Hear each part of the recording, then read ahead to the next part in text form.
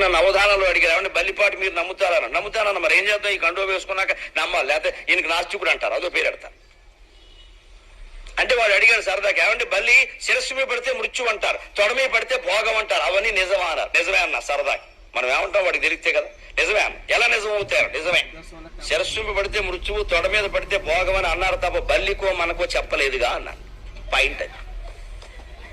వాడికి బుర్ర తిరిగింది. బల్లికో మనకో మరి అంతే, బల్లికి అవన్నీ.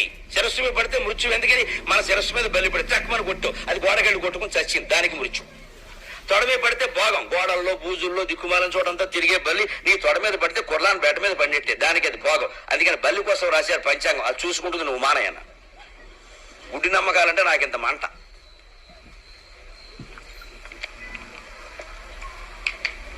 మీలో భయాలు పెరిగిన కొద్దీ కొత్త టీవీలు కొత్త జబ్బులు అంటిస్తున్నాయి. నన్ను మన్నించండి, ఈ మాయలో పడకండి. ఎండు మిరపకాయల హోమాలు, దిక్కుమాల భం చూం టిమ్ అని మంత్రాలు టీవీలో చెప్పేయడం నన్ను అవధానం